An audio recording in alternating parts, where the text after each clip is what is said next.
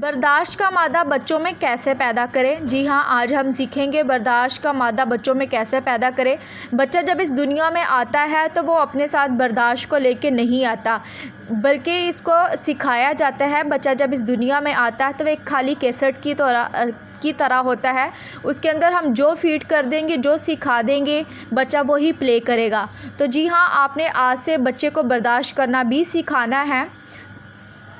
چلیں جانتے ہیں کیسے برداشت کرنا ہم سکھا سکتے ہیں۔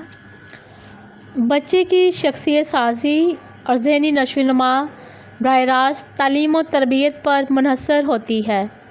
ہر بچہ ایک منفرد ذہنی ساخت، جذباتی رد عمل اور سیکھنے کے انداز کے ساتھ پیدا ہوتا ہے، جسے سمجھنا ایک معلم کی بنیادی ذمہ داری ہے۔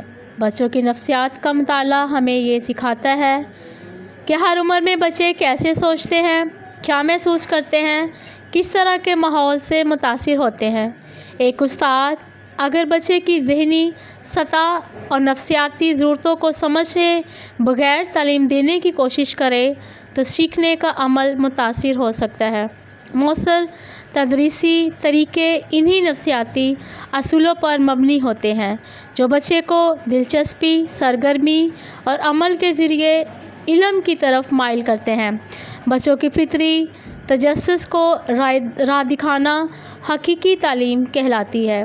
آج کے دور میں جہاں تعلیم صرف کتابوں تک محدود نہیں، وہاں ایک معلم کے لیے ضروری ہے کہ وہ بچے کے اندر چھپے ہوئے امکانات کو پہچانے اور تدریسی انداز کو بچوں کی نفسیاتی ساخت کے مطابق ڈھالے۔ محبت، برداشت اور حوصلہ افزائی وہ بنیادیں ہیں جن پر کامیاب تعلیم کی عمارت کھڑی کی جا سکتی ہے۔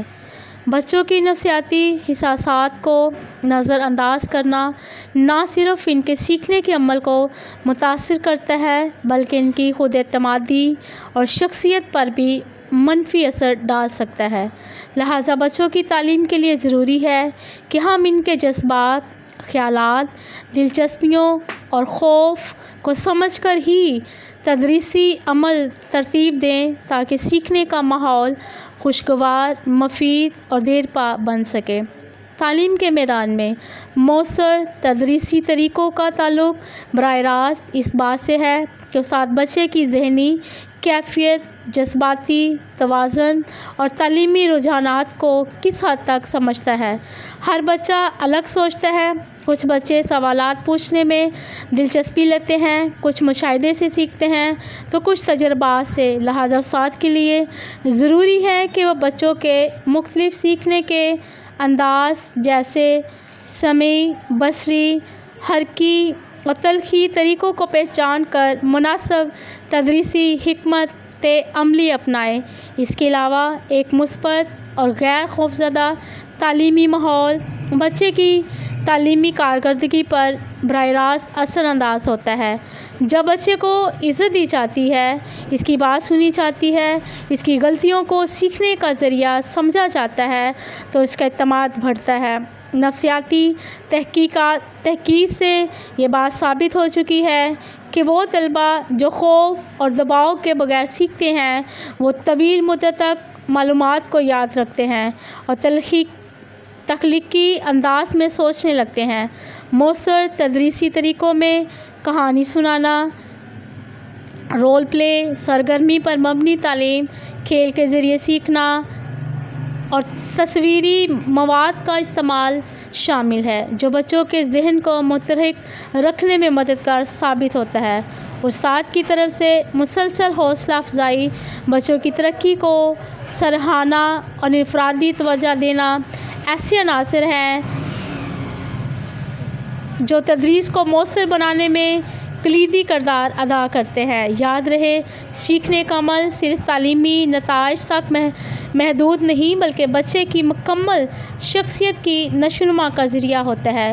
یہ بات واضح ہوتی جاتی ہے کہ کامیاب تدریسی عمل کا انحصار صرف نصاب کی تکمیل پر نہیں بلکہ اس امر پر ہوتا ہے کہ استاد بچے کے اندر پوشیدہ صلاحیتوں کو پہچان کر اسے نکھارنے کی کتنی کوشش کرتا ہے۔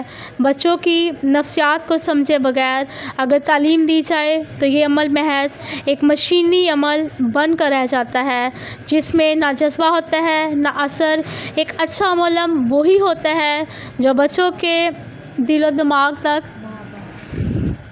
رسائی حاصل کرے، ان کی نفسیاتی ضروریات کو سمجھ کر ان سے محبت، شفقت، سمجھداری سے پیش آئے۔ بچوں کی فطری جستجو، سوالات کرنے کی عادت اور دنیا کو جاننے کی کوشش میں دبانے کے بجائے اگر اس کی حوصلہ افزائی کی جائے تو بچہ خود سے سیکھنے لگتا ہے، جو حقیقی کامیابی کی علامت ہے۔ آج کے جدید تعلیمی منظر نامے میں یہ ضروری ہے کہ اساتذہ نہ صرف تعلیمی علوم میں مہارت رکھتے ہیں بلکہ بچوں کی ذہنی، جذباتی اور سماجی ترقی کو بھی پیش نظر رکھیں۔ تعلیم صرف ڈگری یا امتحانات کا نام نہیں بلکہ شخصیت سازی کا ایک مسلسل بامعنی عمل ہے، لہٰذا ہمیں چاہیے کہ ہم تدریس کو بچوں کے اندر سے پھوٹنے والے جذبہ علم سے جوڑیں، ان کی نفسیاتی کیفیت کو سمجھ کر ان کی رہنمائی کریں تاکہ وہ ایک روشن مستقبل کی طرف گامزن ہو سکے۔